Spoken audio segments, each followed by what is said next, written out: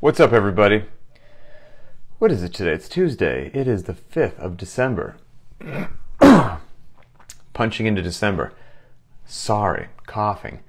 My family has had just some sort of a death rattle cough for like a couple of weeks now. I'm about 8 days into this stupid cough, and hopefully it'll be done soon. I'm quite over it. You know how...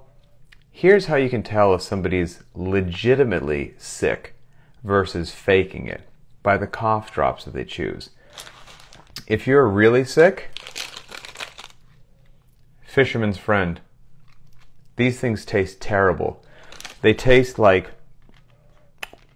They're not good. They taste like Satan's toilet water or something like that. You know, if you don't really have... you're not really that sick, you're kind of trying to skip school when you're young, you get yourself a box of like wild cherry Ludens. Those are just basically hard candies, right? So anyway, I can't wait till this is done. So a question came in a while ago, quite some time ago. I screenshotted it, forgot about it, found it, and here it is, because it's kind of an evergreen topic, and this is from Chris W. So as you mentioned in a recent Varied Not Random, a few things about developing strict strength before kipping. How should I actually go about doing this during workouts? I like that. Like what's the real actionable way to do it? I can kip some ugly handstand push-ups or muscle-ups, but I can't do them strict. Should I always do these strict and scaled and avoid kipping them at all until I can do them strict? This is what I'm probably going to do, but I thought it'd be interesting to hear you talk about it. So great question. So first of all, strict movements are cool. Everybody would benefit from more strict fill in the blank. Strict is fantastic. And if there's one of the not bad things about CrossFit, maybe misconceptions, in my humble opinion, misinterpretations, is that, well, if I do, I'm never going to add strict movements to a workout, right? Because generally speaking, that's going to slow me down. And intensity is always king. And if intensity is always king, I'm not going to choose the slower movement, even though that slower movement might be really good for my overall strength and conditioning. But, well, then I'm going to tumble down the leaderboard and I'm going to look like a loser. And that's not CrossFit. So screw the strict stuff. I guess I'll never work on it. And I'll just kip forever and hope that everything goes okay. I don't, maybe that's a bit, dramatic and over the top, but I think there's some people that feel that way, and I don't want anyone to feel that way. So strict work is really, really cool. And yes, generally speaking, you should have strict work before you add kipping to something. Whether it's pull-ups, muscle-ups, handstand push-ups, whatever it happens to be. If you think about it, if you can't do a particular movement, if you don't have the contractile potential, muscular force to actually flex and extend certain joints, slow and controlled, it doesn't make a lot of sense to add velocity to that. Because you can't control it to begin with, and now you're going to add speed and velocity to it. That doesn't seem to make any sense. So let's develop the strict strength. And like I said, just pump the brakes, everybody. Don't worry about the leaderboard for a bit. Don't worry about that pesky clock, and let's just do what actually would be a smart and intelligent decision for your long-term health and fitness. And if that means you got to slow down for a bit and it's good for the next 10 years, I would recommend that you slow down for a bit and then you'll reap the benefits. So kipping, don't get me wrong, kipping's awesome. That's why we regularly kip. Ideally, you having the strict strength first, because in taking something like a pull-up, and you could add this to any other particular movement, you've got that strict strength, and now you're kipping. With the kipping, it's going to pass you through the same range of motion, more or less, but it's going to allow you to express more power, because most likely you'll be able to do more work in the same period of time, or accomplish the work faster, both of which are going to lead you to more power. And generally speaking, that's a really good and useful thing for your fitness. So kipping's fantastic, and there's a place in the arsenal for it. Kipping is also going to allow you to get a cardio response, like a metabolic component, to some movements that traditionally you wouldn't be able to do because you hit failure on the strict side of the house. With kipping will allow you to keep doing the work, so much so that not only do you require the same musculature from the strict movement, but now there's a cardiorespiratory component that comes in. That's really beneficial as well. And then there's also the component of kipping that, there's a lot of people that can do strict pull-ups but can't do kipping pull-ups, right? They have the strength, they have the range of motion, but what they don't have is the technique, that wave of, contraction, or the proper sequence of musculature, that coordination, accuracy, agility, and balance, the neurological components. So kipping is going to demand a whole new skill set as well, and that's really beneficial as well. This kind of, you can't just disconnect your brain. Your brain has to be connected to your body, and everything's firing in the right sequence. So there's a lot of good stuff from both. But let's talk about some actual actionable things. Like Chris wanted to know, okay, I've identified I need to work on my strict strength. Is it always just something I do before or after the workout as some accessory work? That most certainly has value. That drives the needle forward, and that should be on the table as something you consider. But let's say that you don't have that extra time, whatever it happens to be, you want to do it during the workout. How can you do it? You could take this example for any particular number of movements, but we're going to do a classic workout because everyone generally knows the workout Fran. 21-15-9, thrusters and pull-ups. And Fran's intended to be short and sharp, right? Lower time domain, higher intensity. Now we're in that great question of, okay, you're going to tell me that I'm supposed to do Fran with strict pull-ups? I mean, that's going to kill the intent of Fran. It's not going to be short and sharp anymore. And now, woe is me, I'm not going to get fit. And this is all the nonsense and malarkey, and I think misconceptions that I would encourage people to get out of there. Because what you're going to do is you're just going to make the best decision today for where you are on your fitness journey. And if where you are is, I got to work on my strict stuff, then we can even do it with something like Fran. So if you have some strict pull-ups, but not a lot, just chop Fran up. Still get in the same overall number of reps, 45 of each. Do 9 rounds of 5 thrusters and 5 strict pull-ups. And maybe that's a rep range that allows you to, every time you go up, you can do that set of 5. Awesome. That's going to be just fine. You're not going to be shortchanged doing that. You could bump it up a bit. You could do 5 rounds of 9 and 9 if you were a little bit on the higher side of the pull-up component, right? Or what I would think would be great, and I would encourage everybody to do this, and it does require spending a little dough, is bands. Bands are fantastic, and I don't think used enough, and if they are used, potentially they're not used appropriately.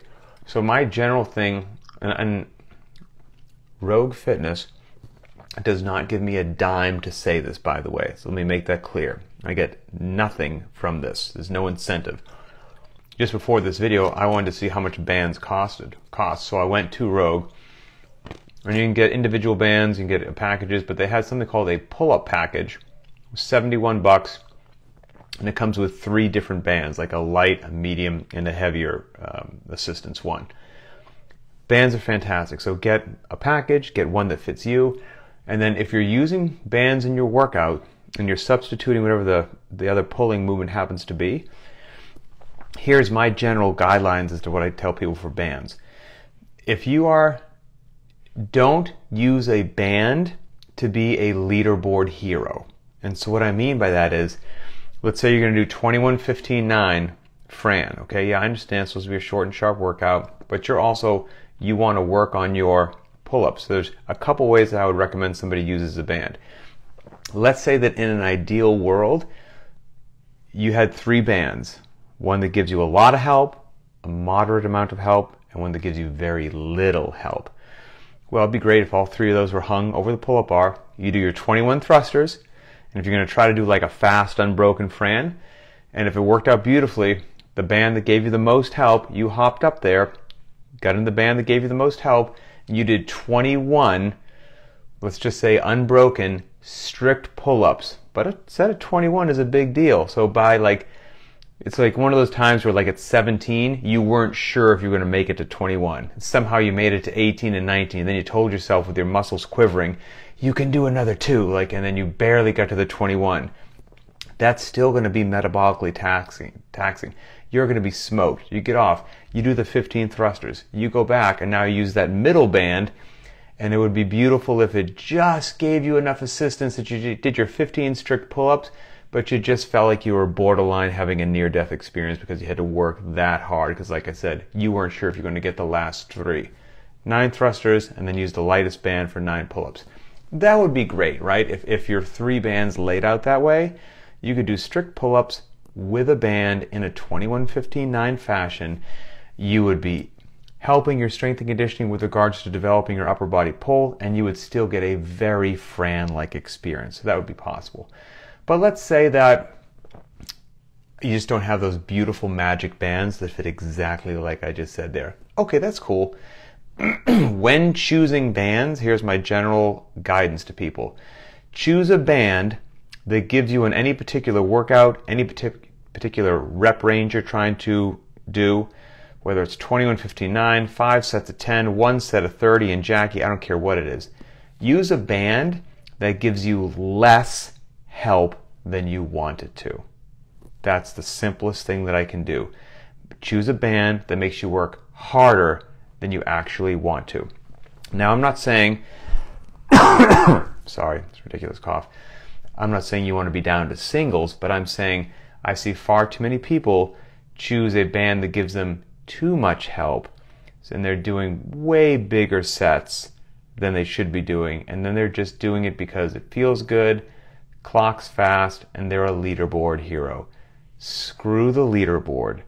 Prioritize your fitness and your journey and what you need to work on. Do not prioritize the leaderboard. In a situation like this, the leaderboard is probably more of a distraction than anything else. And there's a lot of people coming up in Fran. Everyone just sees the videos of the unbroken Frans. Well, a lot of those people who got to an unbroken Fran got there with not only breaking up the thrusters, but breaking up the pull-ups a ton. That first set of 21 might have been 3 sets of 7, or a 10-6-5, or even more. That set of 15 could have been a 6-5-4. I've done plenty of sets of 9 in my life. There were 3 sets of 3. And so you should maybe choose a band that mimics something like that. And then you're working appropriately hard, because if you want your body to develop, you have to stress the system. And if the band is giving you so much help, you're not stressing the system. So again, choose a band that gives you less help than you want. Here comes another cough. I'm going to choose one more of the death cough drops, because even though they taste like you lost a bet, they work. The Fisherman's Friend. Original, extra strong. Let's see. If you don't have the bands, I've said this before, I'd scream it from a mountaintop. Ring rows are amazing, and everybody could use more ring rows in your life. And I know you're pulling in a bit of a different direction, but you are developing your upper body pulling capacity, and it will translate. Infinitely scalable from round to round. You just shift your feet, and your body's at a different angle, and everyone can find an angle of their body that fits the metrics that I just said earlier. Choose an angle of your body that's more difficult than you would like, and therefore you are stressing the system. You're making yourself work. Don't make it easy on yourself. Stress the system. As you can kick your feet all the way out to the on a box, body's parallel with the ground, and then in my mind you're making ring rows about just as hard as strict pull-ups, which is fantastic. You can also sit under the rings, grab the rings, and now the rings are over your head.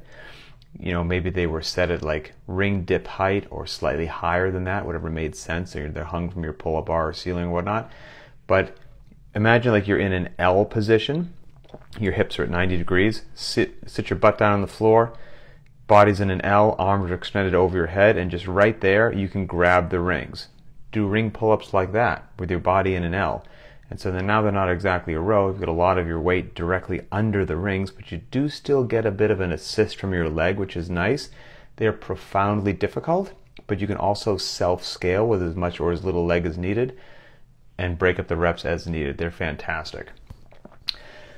I can't wait till I'm not coughing. And yeah, so that would be my just general quick guidance based upon that question. You can play that same game with any movement that you want, but developing strict strength, I think, would benefit a ton of CrossFitters, but I think a lot of CrossFitters are impatient.